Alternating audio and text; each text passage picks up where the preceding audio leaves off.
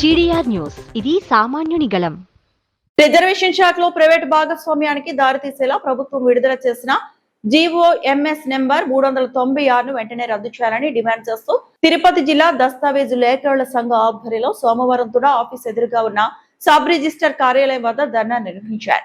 ఈ సందర్భంగా దస్తావేజు లేఖర్లు, స్టాంప్ వెండర్లు మరియు డిటిపి ఆపరేటర్లు మాట్లాడుతూ తాము దశాబ్దాలుగా ప్రజలకు సేవలు అందిస్తూ సొంతంగా జీవనోపాధి పొందుతున్నామని తెలిపారు.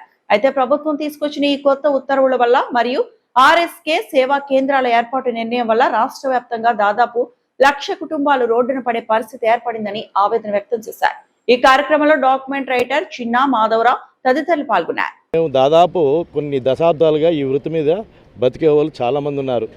దీనివల్ల ఈ 396 జీవో వల్ల రాష్ట్ర వ్యాప్తంగా దాదాపు 1,00,000 కుటుంబాలు పైన వీధిని పడే అవకాశం ఉంది. ఎందుకంటే ఈ 396 జీవోలో ఏముందంటే పబ్లిక్ ప్రైవేట్ భాగస్వామ్యం అనే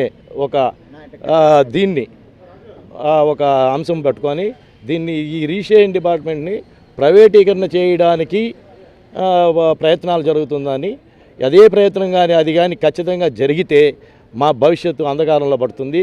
కాబట్టి ఈ జీవోని ఉపసంహరించుకొని మా భవిష్యత్తుకు భద్రత కల్పించి, మా వృత్తికి భద్రత కల్పించి, మా యొక్క పాత లైసెన్సులను ఇప్పటి వరకు ఉన్న లైసెన్సులను రెన్యువల్ చేసి కొత్తగా అర్హులైన వారికి, మా యూనియన్లోని సభ్యుల్లో అర్హులైన వారికి లైసెన్సులు, డాక్యుమెంట్ రైటర్ లైసెన్సులు మంజూరు చేసి మా వృత్తికి భద్రత కల్పించాల్సిందిగా ప్రభుత్వాన్ని కోరుతున్నాం. అదేవిధంగా రాష్ట్ర వ్యాప్తంగా మాతో పాటు స్టాంప్ వెండర్లు కానీ ఈ దీంట్లో దస్తావేజు లేఖర్లకేనే కాదు, ఈ దస్తావేజు లేఖర్ల మీద, ఈ దస్తావేజుల మీద ఆధారపడి జీవించే స్టాంప్ వెండర్లు కూడా స్టాంపులే లేకుండా పోయే పరిస్థితి వస్తుంది. ఇప్పుడు ఈ 396 జీవో వల్ల స్టాంపులతో సంబంధం లేకుండా ఓన్లీ డిజిటలైజేషన్ పేరుతో కొన్ని కార్యక్రమాలు జరుగుతూ ఉంది.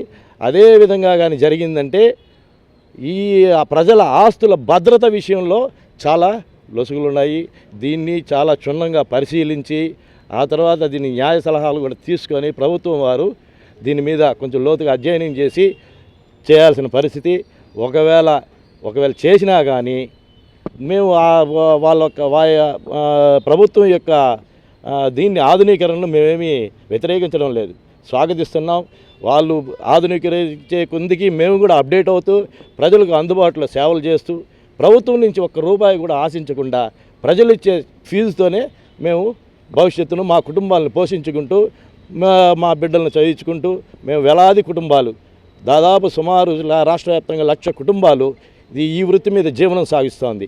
కాబట్టి ఈ 396 జీవోని రద్దు చేసి ఉపసంహరించుకొని మా యొక్క వృత్తి దస్తావేజు లేఖల వృత్తిని కాపాడి మాకు వృత్తి భద్రత కల్పించి చట్టబద్ధమైన హక్కులను మాకు కల్పించి మా యొక్క జీవితాలను కాపాడగలరని ప్రభుత్వానికి ఈ ప్రసార మాధ్యమాల ద్వారా నేను సవినయంగా మనవి చేసుకుంటున్నాను.